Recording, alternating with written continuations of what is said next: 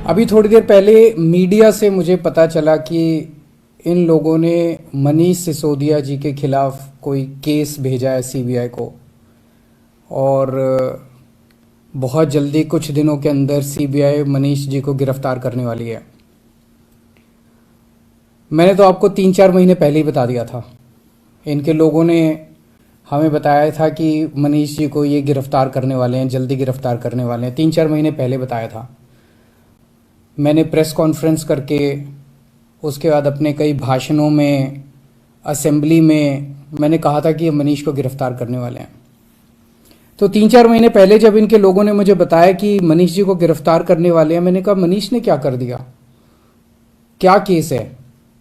तो उन्होंने बताया अभी कोई केस नहीं है, कुछ मिला नहीं है, ढूंढ रहे हैं, कुछ बना रहे हैं।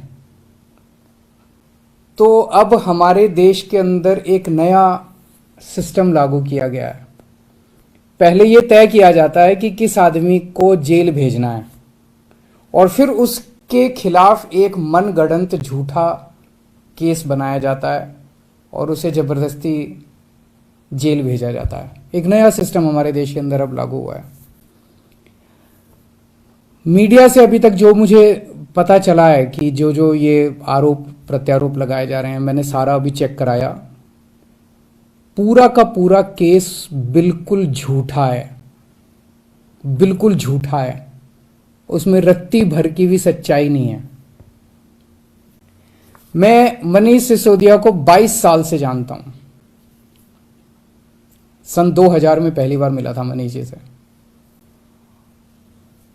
एक बेहद कट्टर ईमानदार आदमी है, कट्टर देशभक्त आदमी है। हमारे देश में पिछले 75 साल में सरकारी स्कूलों का बेड़ा गर्क कर दिया था इन सारी सरकारों ने मिलकर, इन सारी पार्टियों ने मिलकर। बहुत बुरा हाल कर दिया था इन लोगों ने।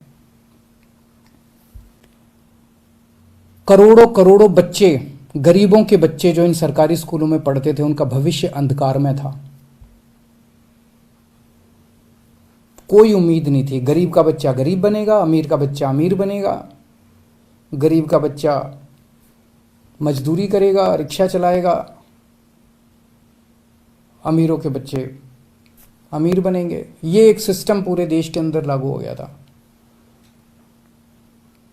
पहली बार आम आदमी पार्टी की जब सरकार बनी दिल्ली के अंदर, मनीष सिसोदिया जी एजुकेशन मिनिस्टर बने। दिल्ली के अंदर भी सरकारी स्कूलों का बहुत बुरा हाल था। दिल्ली के अंदर मनीष सिसोदिया ने रात दिन मेहनत करके दिल्ली के सरकारी स्कूलों को शानदार बनाया। ऐसा बनाया कि अब अमीर लोग भी अपने बच्चों को सरकारी स्कूल में भर्ती करा रहे हैं। अमीरों के और गरीबों के बच्चों को एक जैसी शिक्षा मिल रही है।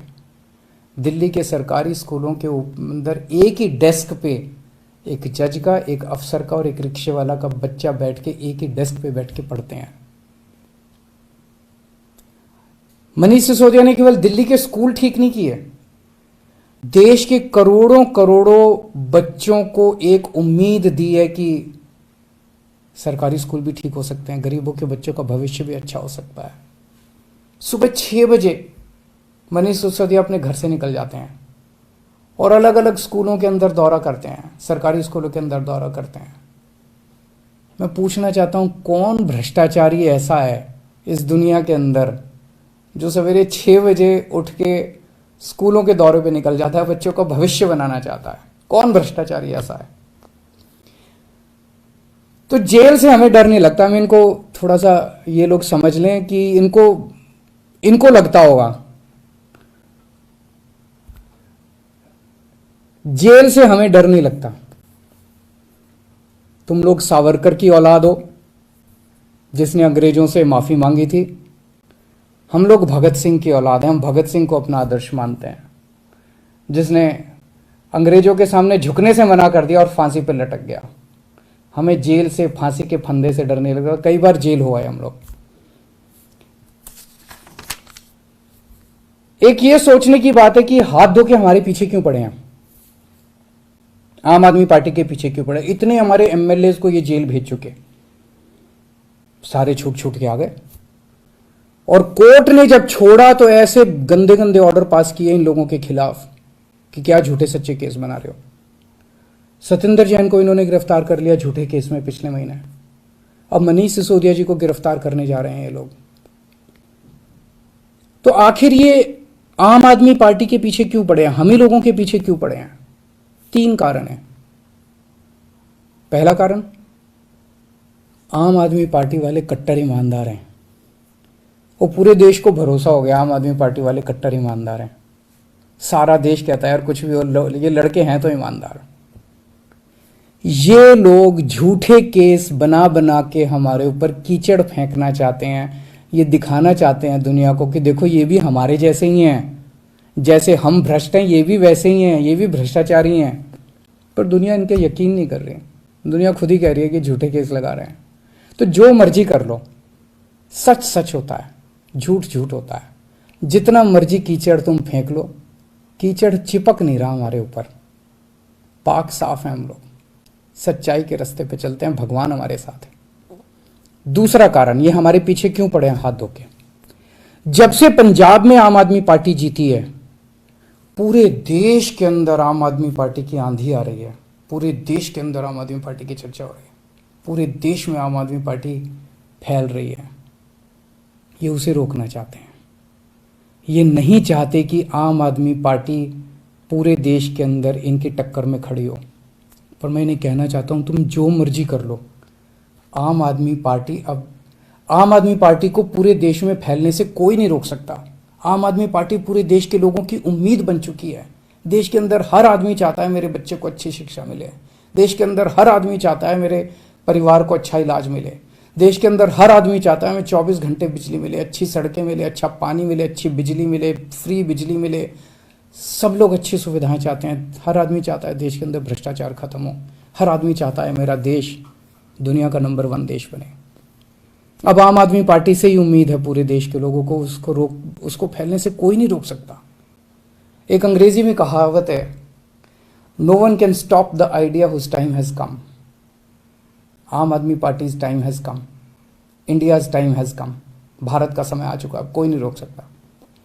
और तीसरा कारण, ये क्यों हमारे पीछे हाथ धो के पड़े हैं, दिल्ली के कामों को रोकना चाहते हैं। दिल्ली के अंदर जो शानदार काम हो रहे हैं, सिंगापुर